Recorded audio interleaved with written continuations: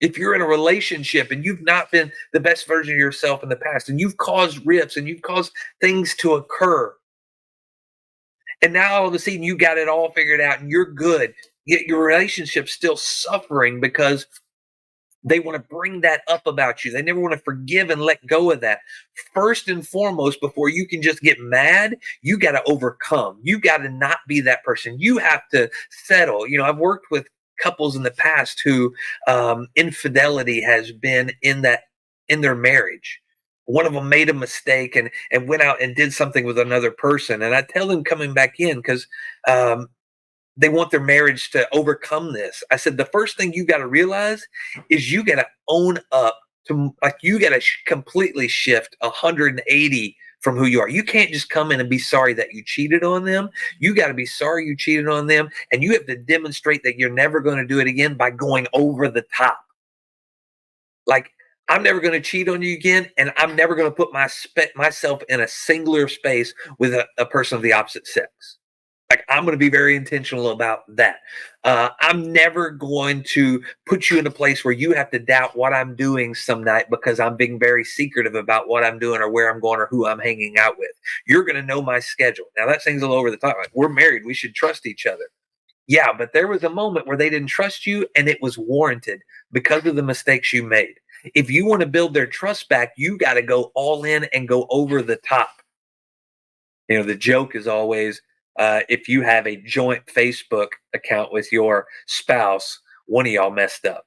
Now, I don't think that's true. My mom and dad have a joint Facebook account, and neither one of them has ever messed up. They have been the only person that they've ever had any encounter with, and that's just who they are. My dad's a pastor, and to see their relationship, there's never been that space. There's some that's just so connected, and my dad never uses Facebook, so I always think it's funny when I see Mary or I see my mom and my dad's name. Um, my dad's name is on there just in like stead. I don't think he's ever gone on Facebook and posted anything. It's my mom posting, but she does it through a joint account for both of them. If she comments on a grandbaby's picture or something like that, that's what it is. But y'all know who I'm talking about. Like, you've seen the people who've gone through some stuff and then now they have a joint account because you can't message somebody if you don't have an account by yourself. All the things. There is that over the top, but I always tell them you've got to do that.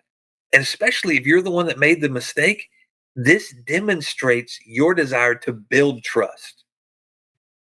You got to go in. It's the same way as trying to invest money.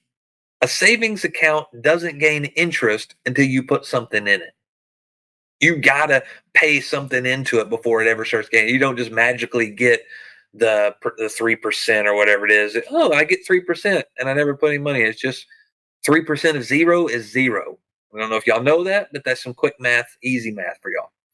So in rebuilding a relationship, if you've messed up, then you really got to go in and rebuild that trust back.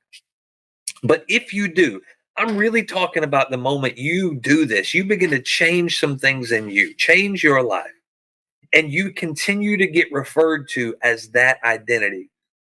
A couple of things have happened. Not most times, it's because you continue to respond to it. If you were Tony in a season, it's like now I'm out of the Navy, and if somebody's calling, "Hey Tony," and I keep responding to it, guess what? Those people are still going to call me Tony. Now, in the grand scheme of things, I'm not upset about that. I was never opposed to that name, but I am Anthony. So offhand, I may say, "Yeah, I don't really go by Tony anymore. I'm Anthony. I'm going to be Anthony." In that place, if you're around people that call me Anthony, if you're around our church, if you're around my family and you hear Anthony all the time, you're probably going to call me Anthony after a while because it's just who I am. So first, you got to fix yourself. You got to change your mindset. Second, you have to become aware of people referring to you by old things, and you can't answer to them. You can't get offended by it. You can't wear it. You can't respond to it. Like changing who you are and learning how to do that. Because if they call you that and you instantly get offended and start warring back, guess what?